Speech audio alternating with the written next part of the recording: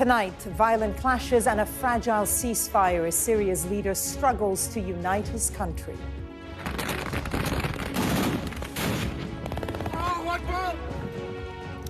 Government troops are fighting with the Kurdish-led forces who helped America defeat Islamic State. The ceasefire that's in place is extremely fragile, and the fear is if it breaks down, it could lead to another civil war. We'll have a special report from one of the last parts of Syria not under government control. And we visit the camp that houses thousands of women and children linked to Islamic State. What will happen to them now? And what about the IS prisoners who escaped during the violence? We'll discuss that tonight. Plus, barely make it through a day at school. I think he owed people content, and I think he would get home, and I think he would make content. the shadowy online network that most parents have never heard of. We take you inside the com, where vulnerable children are goaded into self-harm and even sex abuse. A handshake in Beijing and an agreement for visa-free travel. So has Keir Starmer reset Britain's relationship with China? A medical game-changer. We hear from one of the first people in the UK to be fitted with Elon Musk's Neuralink brain implant. That's all coming up on The World with me, Barbara Serra.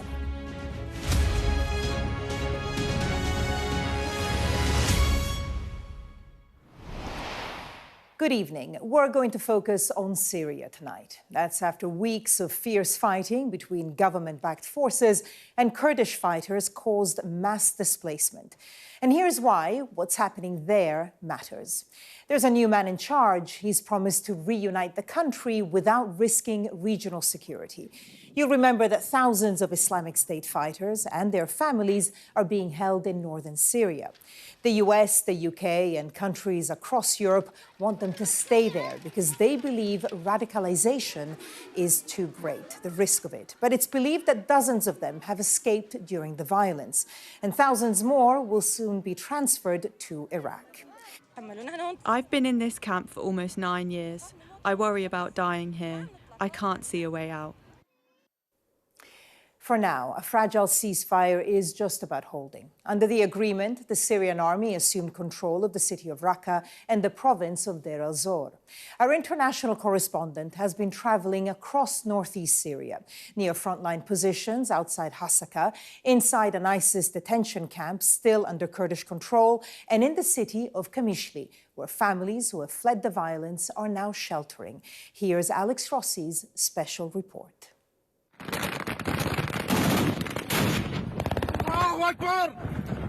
Clashes between government forces and Kurdish fighters are destabilizing the country and could derail Syria's fragile push towards lasting peace. Allahu Akbar. Under the Kurdish-led Syrian Democratic Forces, the group that allied with the United States and the West to defeat ISIS, this has remained one of the last parts of Syria outside full government control. In Hasaka, Kurdish fighters on the front line told me they're preparing to defend this land and their communities, whatever the cost. And they feel betrayed by the United States, which is now shifting support to the Syrian government. Despite all the betrayal we have faced from international forces, our stance has not changed. We remain armed and prepared to defend our land. Since the beginning of the year, forces loyal to the interim government of President Ahmed al-Sharaa have pushed deep into the northeast, attacking Kurdish forces, part of a campaign to reunify the country. There is now a standoff between Syrian and Kurdish forces. Government troops are a few kilometers down this road. And the ceasefire that's in place is extremely fragile, and the fear is if it breaks down, it could lead to another civil war. Government forces have already retaken cities that were captured by ISIS by the Kurds, including Raqqa, a predominantly Arab city. Here, there were celebrations when the Kurds retreated. And this is what happened when they took over the Al-Hol camp, a vast detention facility for ISIS families. It's utter chaos. We visited Al-Roj camp, still under Kurdish control, where many foreign women and children linked to ISIS members are detained, including Shamima Begum, who had her British citizenship revoked. Inside, women and children live in harsh, overcrowded conditions. Zilan from Turkey was just 12 when her parents joined the Islamic State. She's now 20. When we were brought here, no one asked for our opinion. Whether we wanted to come or not, it was our parents' decision. I've been in this camp for almost 9 years. I worry about dying here. I can't see a way out. Like thousands of others, she's been stuck in this camp for years, trapped in legal limbo, with no country willing to take her back. Since the conflict erupted again, there are huge questions about what happens to the tens of thousands of ISIS prisoners and detainees in these sprawling camps in northeast Syria. The fear is that if security breaks down, there could be escapes, ISIS could regroup, and there could be renewed attacks, not just in this region, but also in the west. The head of Al-Roj told me the mood inside the camp has become much darker since government forces began their advance. Since the new government took control of Damascus, there have been noticeable changes in the camp. Many women feel empowered and hopeful, believing ISIS is returning because like-minded forces have now come back to power. The offensive is reshaping Syria's balance of power after the fall of the Assad dynasty, and the Kurds' semi-autonomous statelet is rapidly shrinking. When Syria descended into civil war during the so-called Arab Spring, the Kurds took control of parts of the northeast. Then, after playing a key role in defeating ISIS, they captured even more land, eventually controlling roughly 25% of the country by 2019. But since the interim government's offensive started in early January this year, they've lost swathes of territory. At stake is the vast majority of the country's oil and gas reserves, located in the northeast. Vital government revenue for a country trying to get back on its feet. But the Kurds are a sizable military force with aspirations of statehood. Damascus is also demanding they integrate into the national army. For people living in the Kurdish majority areas, this is a really worrying, really nervous time. And what these units are doing is they're driving through the town to try and offer people some reassurance. The Kurds, a minority, say they need security guarantees and a degree of autonomy if they are to give up their weapons. In Kurdish-held areas, the new interim government, led by rebel forces, some with extremist links, is met with mistrust. On these streets, there's a deep unease about what this new chapter may bring. So tens of thousands of Kurds have fled as the armies advanced. And there have been allegations of sectarian violence. Now, some of them have taken refuge in this mosque in Qamishli. And we're going to go in now and try and understand what they're running away from.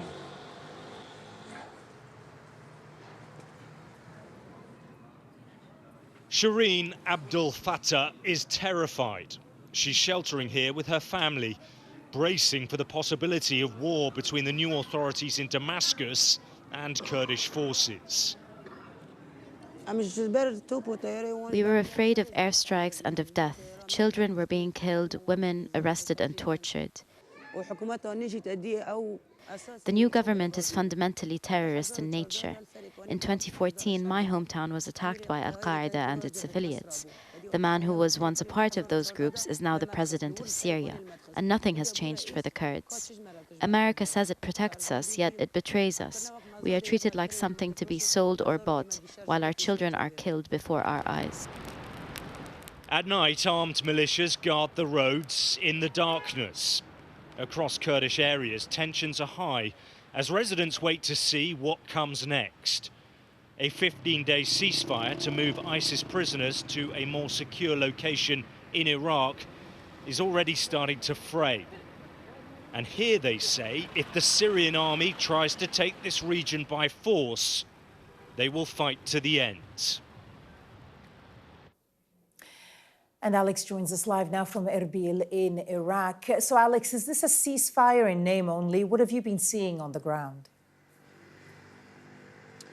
Well, the ceasefire does, by and large, appear to be holding, although both sides accuse each other of violation. Certainly, we heard the odd bit of artillery going out when we were down near the front lines, but it does seem to be holding. The big fear, of course, is that when it expires, there won't be another ceasefire and there won't be an agreement. And certainly the Kurds that we have spoken to say that they are prepared to fight and defend if the government continues to advance. I think at the moment the government of Ahmed Sharaa wants to try and get some kind of negotiation because it's not really in anybody's interest to turn northeast Syria into a bloodbath. But the big fear, of course, the spectre in all of this is of another very bloody civil war at a time when Syria is really trying to recover from the last one. And Alex, of course, there's a huge concern about security and thousands of Islamic State fighters there. What do we know about any plan to try to contain them? Well, part of the reason for the ceasefire is so you can have the negotiations between the two sides continuing. But part of it is also about trying to move these ISIS fighters from their locations, just in case fighting does erupt and there is a power vacuum, and take them to more secure facilities. And that's happening. About 150 are moved at a time. We think thousands have been moved already to prisons, detention facilities inside Iraq. But as you saw in my report, there's also, Barbara, a really big question about what happens to all these tens of thousands of women and children who are linked to ISIS members. Where do they go eventually? Do they just stay there indefinitely? Some of the children in that camp that we visited hadn't even been born when ISIS were defeated in Baghouz in 2019. So what happens to them? So really fundamental questions. There is a big push to try and get them repatriated to the countries that they came from. But in those countries, there's resistance to take them back. Alex Rossi live for us in Erbil in Iraq. Alex, thank you. To Beijing now, where Operation Reset is in full effect. Keir Starmer didn't receive the full five-star treatment when he met the Chinese President Xi Jinping today, but the visit has worked for both countries. China, keen to show it can draw countries away from America, and the UK selling the opportunities it will provide for voters back home. Our political editor Beth Rigby travelled with the Prime Minister and has this report. This handshake's been a long time coming. Keir Starmer, the first British Prime Minister to come to China in 8 years. To my mind, that's been far too long. Here to warm up a relationship put on ice by successive Conservative Prime Ministers. China is a vital player on the global stage, and it's vital that we build a more sophisticated relationship. Labour's change in approach acknowledged by China's President Xi. In the past, Labour governments made important contributions to the growth of China-UK relations. China-UK relations went through some twists and turns. It did not serve the interests of our two countries. China stands ready to develop with the UK a long-term and consistent, comprehensive strategic partnership. It will benefit our two peoples and the wider world. A partnership tarnished by spying scandals and concerns over human rights. Starmer hopes re-engaging with Beijing can help Britain's economy. From the Great Hall to the Forbidden City, things pointing in the right direction for the UK. The Prime Minister citing progress on whisky tariffs, intelligence sharing on illegal migration, and a concrete win. British citizens will be able to travel to China without needing a visa. Benefits the Prime Minister's keen to sell back home. And what I'd say to everybody here is that I always act in our national interest, and therefore the question for me is, how does this accelerate and deliver back at home? I know that whatever's going on in the world, the most important thing to the vast majority of people is the cost of living. So opening up access to business, opportunities, seizing those opportunities, which then gets reflected in better businesses, in jobs, in price reductions at home, really, really matter. But there are difficult areas too between Britain's democracy and China's autocracy, be it the plight of the Uyghurs or the imprisoned pro-democracy campaigner Jimmy Lai. We did have a respectful discussion about that, raised those issues, as you would expect. But that, if you like, is part and parcel of the reason to engage. It is in our national interest, it gives us great opportunities, but it also gives us the opportunity to have those discussions about areas where we disagree. It's a historic meeting, and it could genuinely prove to be a historic moment if it really does usher in a new and deeper relationship between the UK and China after what's been a difficult few years. The Prime Minister came here looking for a strategic reset with the world's second biggest economy, and President Xi, for his part, has offered the hand of friendship in what was described by the Prime Minister as a warm and constructive meeting. The prize is better economic ties, which the PM hopes will help people back home. The challenge is navigating between two warring superpowers, the US and China, and keeping both on side and persuading people back home worried about the risk of China that this really is a relationship worth having. After President Xi came Premier Li, Keir Starmer back to the Great Hall and greeted with full fanfare.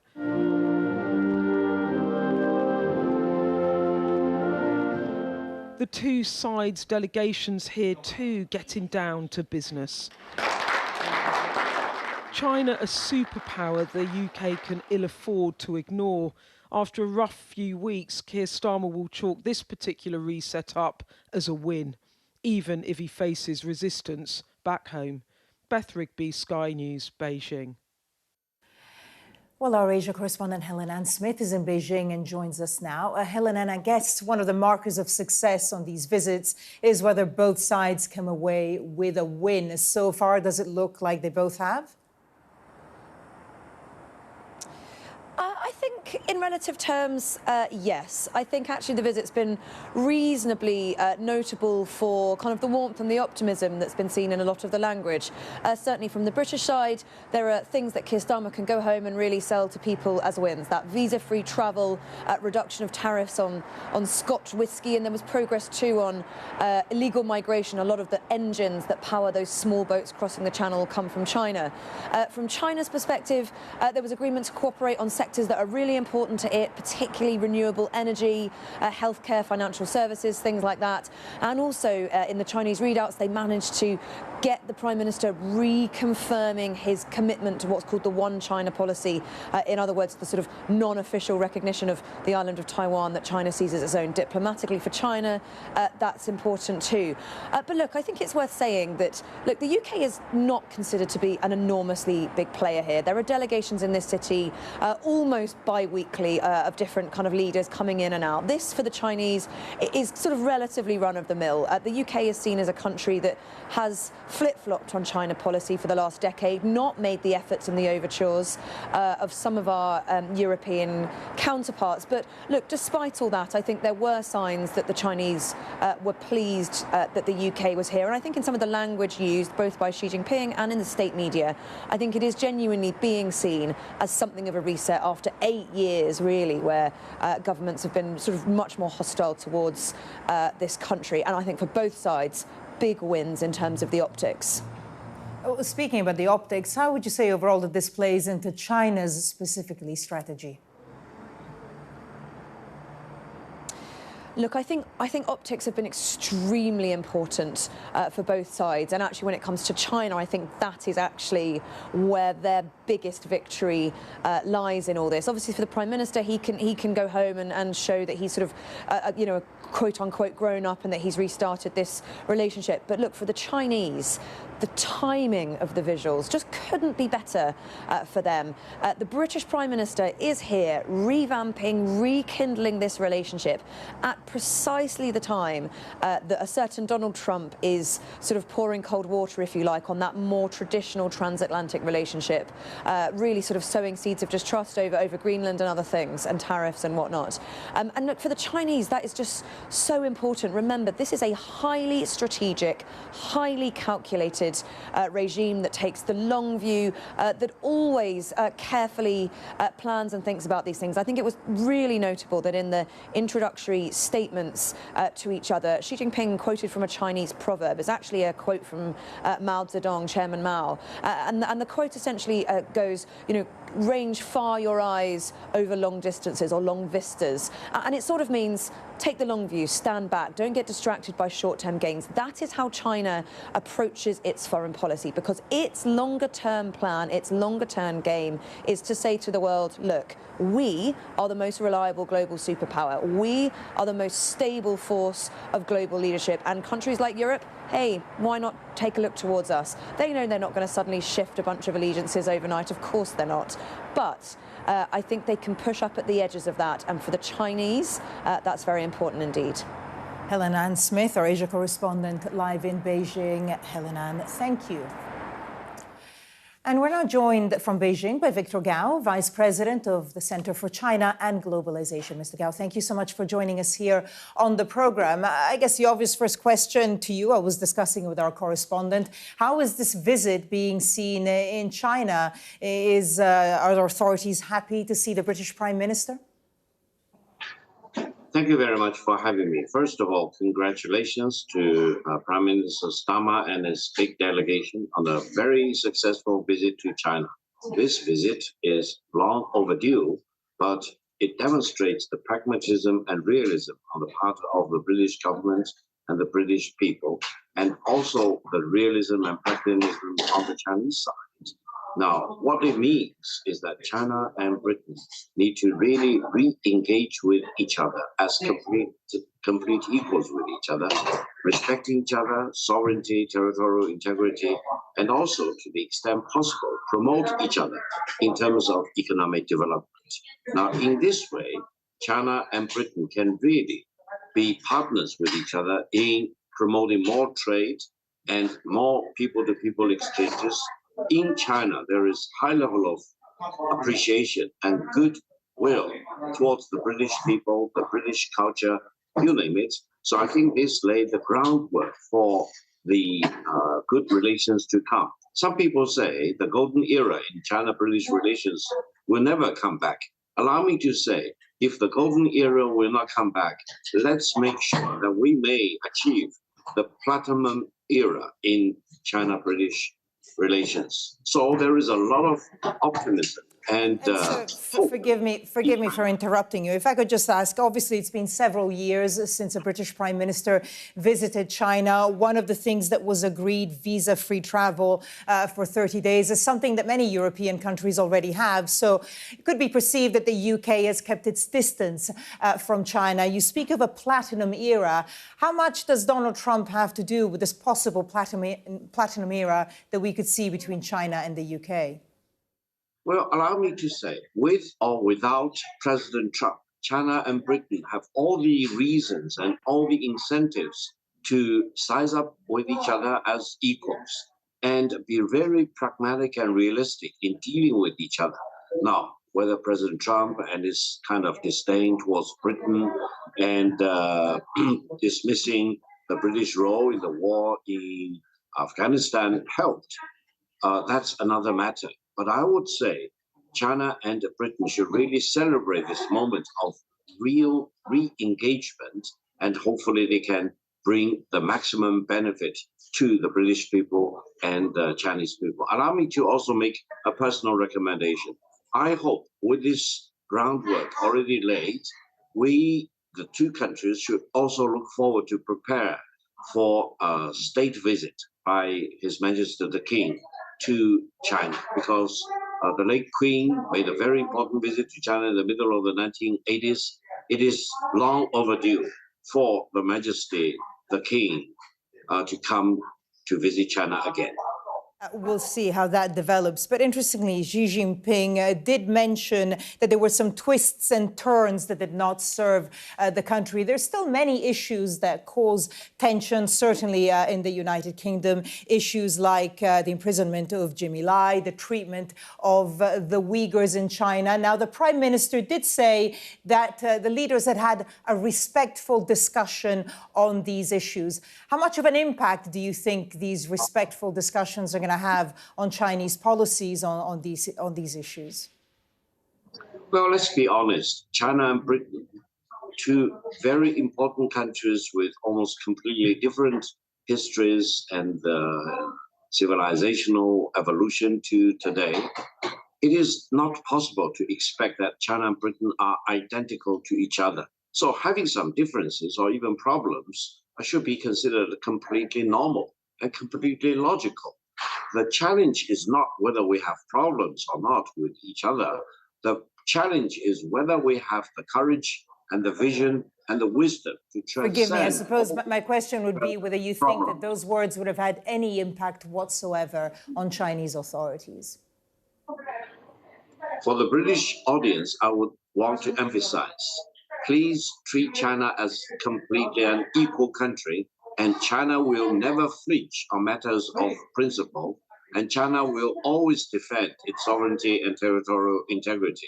So let's deal with each other as adults and respect our difference and move on towards a better, more constructive outcome for the Chinese people and the British people. Victor Gao, Vice President for the Center for China and Globalization. So we're going to have to leave it there. Thank you very much for sharing your views with us. Very much for having me. Now I'm joined in the studio by Dr. Yu Zia, a Senior Research Fellow on China in the Asia-Pacific Program at Chatham House. Thank you so much for being with us. It's been described as a golden age that might come. The last guest, Victor Gao, said it might be a platinum one. What have you made of the visit so far? Well, firstly, I think golden era, or whatever platinum era he may call it, I think is wishful thinking. I think China should have normal relationships with many major economies in the world, including the UK. And obviously, as this current visit has been shown, after 8 years' absence of the British Prime Minister, and finally, the dialogue China at highest level has now been resumed. So I think that would be considered as a major achievement for this visit. Okay, when we consider all the tensions that there are here, and of course we had the head of Director General of MI5 saying that, you know, China daily national security threat. So very strong words on the one hand, but then we see Keir Starmer effectively trying to push for more economic ties. Is that a difficult balance to strike? Is it going to become harder and harder to strike that balance? Well, it has always been a very difficult balance to strike, I think both for the UK, but also for many other Western economies in general. So given China's increasing economic weight and heft, and also given China being a dominant in the technology sector, so that would lead into that sense of trade-off between economic interest vis-a-vis security concern even more difficult, because what are the boundaries of national security has not been really clearly drawn in here. So I think, yes, I think many of the major economies in the world will have a very difficult conversation, both with China, but also with its own population, whether they would prefer to bear the cost of de-risking away from China in terms of technology and economy. We've seen Donald Trump upend the international order, both diplomatically and economically as well. A lot of European countries have had much better relations with China over the past few years. I guess we're getting there now. How big or how important are we to China compared to our European neighbors? Well, I think there's three things in here to keep in mind. Firstly, the Chinese economy and UK economy have that sense of complementarity because China is a manufacturing hub, whereas on the other hand, UK is very much service-led economy. So that complementarity would allow UK to have more autonomy when it comes to trade negotiation with China in comparison, for example, France and Germany at the moment running very bitter trade dispute with Beijing. Now, I think secondly in here, the sense that China itself has considered UK being a major country with the UN Security Council, and that is something China firmly believes on it with the UN architecture, and much hope will be able to collaborate with the UK for it. So I think that's another very important consideration. And I think thirdly, and also very importantly, what Xi Jinping wanted to show, and particularly for the visit of the Prime Minister and also the visit of the Canadian Prime Minister, that is to say that China is able to have a stable dialogue with the closest allies of the United States. Okay, just on a final point, we heard from Keir Starmer that he did bring up, had a respectful conversation about some of the thorny issues, the treatment of the Uyghurs, the imprisonment of Jimmy Lai.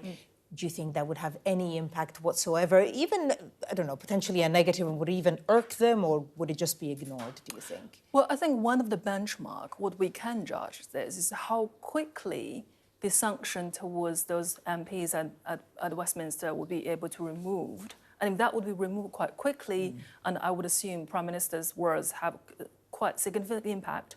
But if not, and let's wait and see. Okay. Dr. Yu Zia, Senior Research Fellow on China at Chatham House. Madam, thank you so much. Thank you. You're watching The World, still to come. The shocking online network where teens trade sadistic content as a form of social status.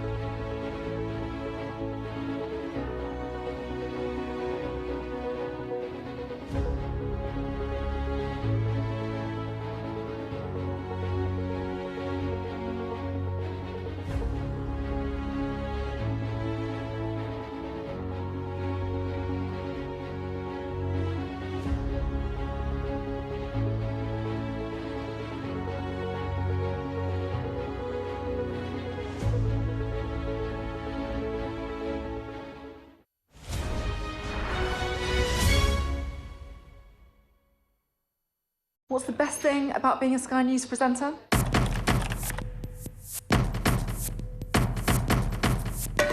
We've done the work and the reading, so you don't have to. Being a Sky News presenter. Hello and welcome. Westminster, the heart of British politics. I'm so sorry about what happened to you. So what on earth is going on? It's not true. Can I tell you what I think? It's really unusual. Mornings with Rich and Frost. Let's crack on. Let's get started. What's the best thing about being a Sky News journalist? Who's funnier? Being a Sky News journalist. A special edition of The World with me, Yalda Hakim. Pakistan has the right to respond. You're like, what? A historic day here today. Congratulations, this is a huge moment. But what happens now? The best thing about being a Sky News journalist? They call him the king of the jungle. Being a Sky News journalist. Yusra Al-Baghir has this report. And this is what's left of it. As a woman of colour, how did the Harris campaign speak to you? People risk their lives to speak to us for this report. Mr. Zuma, Sky News. We're trying to see as much as we can. Let's turn now to a shadowy global network where self-harm and child sexual abuse is being traded for a sadistic form of social status. Known as the COM, it targets vulnerable children and young adults who then coerce and exploit other youngsters. A warning that this report from Sky's Adele Robinson contains graphic material and references to suicide, self-harm and sexual abuse. What began in corners of the internet now stretches across continents. A threat that is everywhere and nowhere. A borderless danger of online sadistic groups, which brings us to the US. I think I should have listened harder. And I thought, not my kid, but it really could be any kid. This is Rachel. We've changed her name and voice to protect her son, who she says was a victim of the COM, short for community, a loose network of children and young adults who use self-harm and child sexual abuse as social currency, where everything from graffiti to suicide is incentivized. I had given him an art notebook. When I looked at what he drew, as I started doing more research about the COM, I found these same images. Pentagrams and swastikas and knives were the same. These drawings a window into what was happening to her son when he was 13. We found a lot of razor blades, pocket knives, kitchen knives, hidden away in little boxes. Vulnerable children like him are targeted through gaming and social platforms. He's neurodivergent. He was that middle school age where you're trying to figure out who you are and where you fit in. A known tactic used bombarding victims with extreme material to normalise it. Rachel's son began to self-harm, she believes, on demand. He could barely make it through a day at school. I think he owed people content, and I think he would get home, and I think he would make content. Rachel intervened before it was too late for her son. He's now no longer online. It's something analysts have been investigating here in the UK for the past few years, somewhere no cameras have ever been allowed. So this is the secure room. At the risk intelligence firm Resolver, analysts here assess the threat daily. Paul's one of them. We've changed his name and voice to prevent him being targeted by the COM. They've posted a poll that is offering a cut stage, which is where people will self-harm on live stream or committing in real-life violence. Here they're suggesting bricking or arson. This is gamifying, almost, isn't it? Yes, it's a kind of democratising harm, if you will. Here we have a post from a recently formed group, the requirements to join, extortion, 3 blood signs, 4 cut signs, 1 suicide. What are they asking for here, then? Well, blood signs are essentially where a victim, often under coercion, is asked to create various insignias, draw insignias. In blood? In blood, in their own blood. Resolver's first ever public warning reports found most members of the COM are aged between 11 and 25, but getting younger. Loneliness is exploited in terms of targeting individuals with multiple kinds of vulnerabilities, adverse childhood experiences, self-harm or suicide, self-healing groups, and challenges with their mental health and vulnerability around identity. We're in an era of weaponized loneliness. 3, 2, 1, go. Sky News has tracked down COM activity, evidence of crime transferring to the real world from online. We've repeatedly found extremely disturbing content on the open web, including homemade explosive manuals. And while it is clear that these groups are being deleted, they're still adapting. We've discovered more than 90 COM-related groups and channels, many of them still active within recent weeks. There's criticism aimed at the UK regulator Ofcom, responsible for online safety. The response to COM groups and to the extreme violence being perpetrated against young people has been, frankly, appalling. Ofcom, as the regulator, has been asleep at the wheel when it comes to these threats. It has been timid. It has failed to grasp that it understands the threats. Ofcom deny they've been slow to act. I just don't recognise that characterisation, and nobody should be in any doubt about how seriously at Ofcom we are taking the protection of children. Specifically on COM groups, we have been engaging directly with major platforms. We've absolutely got our sleeves rolled up, and we will move through to enforcement if companies don't live up to their duties.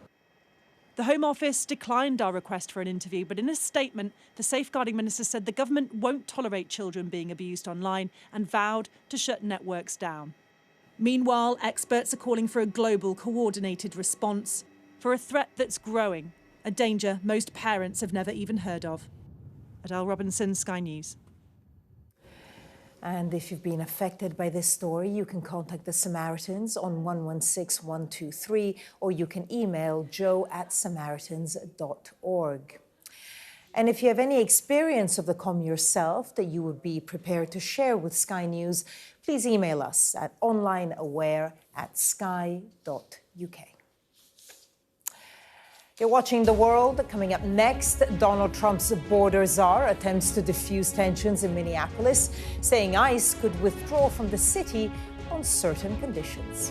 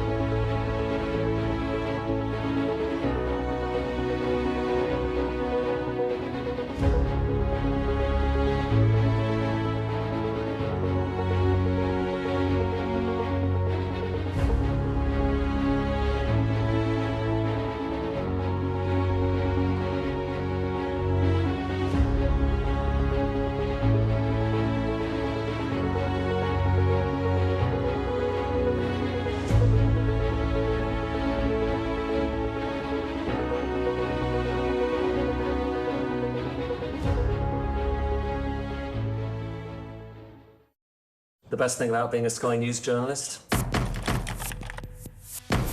going to take you behind the scenes here for Election Night Live. They have gone up and up. Being a Sky News journalist. Ed Conway, Sky News, is anyone going to talk to us? Mortgage rates did go up very sharply during your time in office.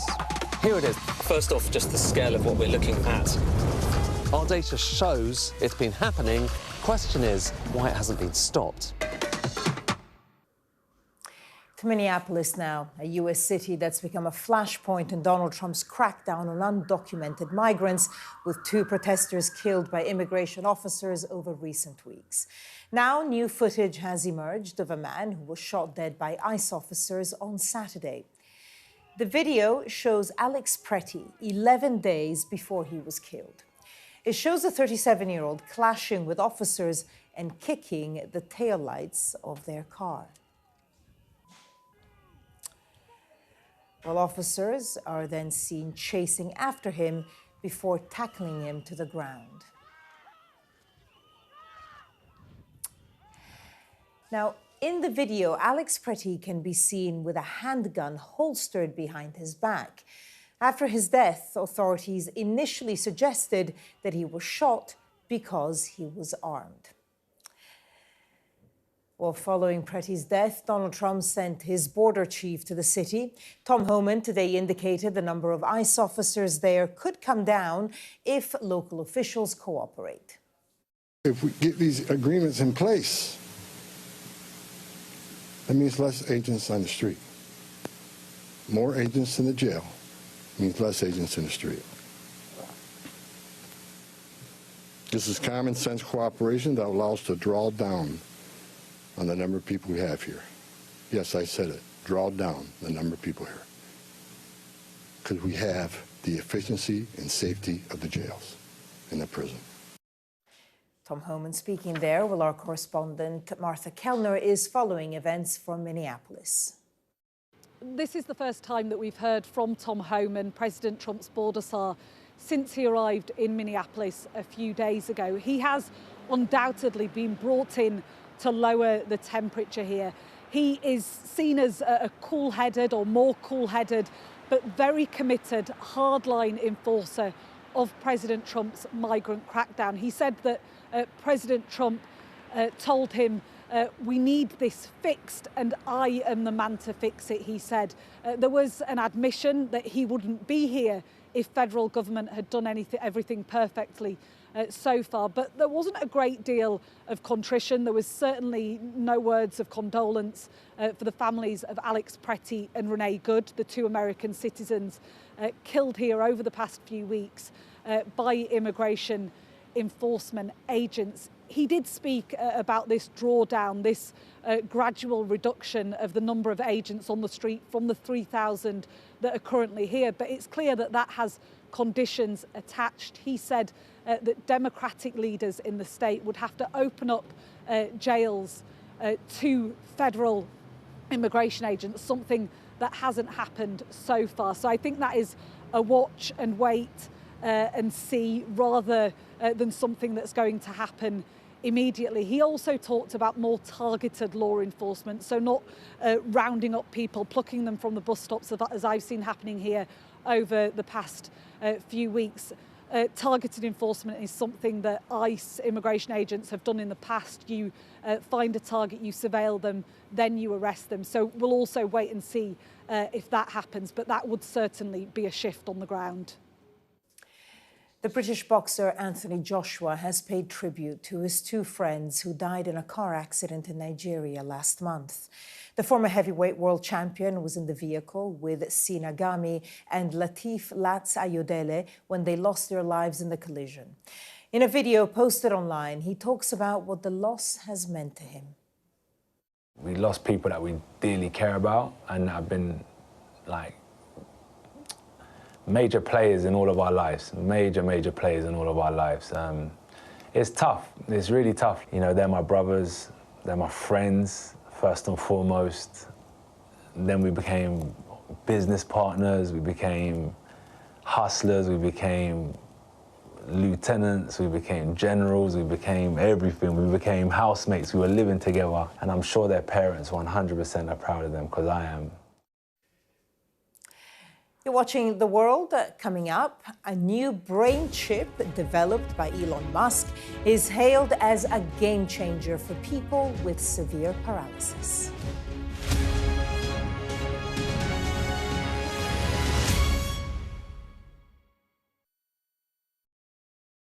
I'm Adam Parsons, Sky's Middle East correspondent. We've just entered Gaza. The vista out there is complete destruction. I'll always remember going into Gaza City during the war. All around us was destruction and the sounds of battle. What you see a lot of here are military machines, soldiers, devastation and destruction. What you see very little of are the locals, the Gazans, the people who used to live here, the ghosts of this town. I witnessed the scars of the October the 7th attacks, burnt out homes, bullet holes in walls and bloodstains on the floor. People were murdered. You have the black flag, you have the yellow flag, people were kidnapped. Inside this convoy, prisoners released by Israel in exchange for their hostages. The Israelis insist that many of these prisoners are terrorists, but here the Palestinians consider them a blend of freedom fighters and political prisoners. There were tears and there was defiance. This land has been farmed for hundreds of years, but now it's a scene of conflict. Israeli settlers have come to this area to seize land. They've taken the land that I inherited from my father, and my father inherited from his father. What would happen if you went over? Oh, we'll be shot. This is a place where the past is cherished, but the future is feared. These are the settlers in waiting, keen to start a new life, to annex Gaza for Israel. The least we can do is just kick them out of our land. Gaza, which is just 2 miles in that direction, is under attack again. Sky News, get the full story first. There's a fresh look to your news from 10 on Sky News. It's a new show called The Wrap, every night of the week. We'll still bring you the day's biggest stories, but with more lively debate, more in-depth commentary, and more of what you need to know. Plus a look at what's making tomorrow's headlines. The Wrap.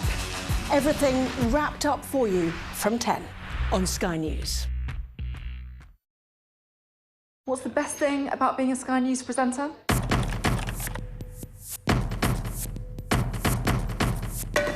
We've done the work and the reading, so you don't have to. Being a Sky News presenter. Hello and welcome. Westminster, the heart of British politics. I'm so sorry about what happened to you. So what on earth is going on? It's not true. Can I tell you what I think? It's really unusual. Mornings with Richard Frost. Let's crack on. Let's get started. What's the best thing about being a Sky News journalist? Who's funnier? Being a Sky News journalist. A special edition of The World with me, Yalda Hakim. Pakistan has the right to respond. You're like, what? Historic day here today. Congratulations, this is a huge moment. But what happens now? The neurosurgeon leading a trial of a new brain chip developed by Elon Musk has told Sky News it will be a game changer for people with severe paralysis. Our science and technology editor Tom Clark met one of the first people in the UK to begin using Neuralink technology.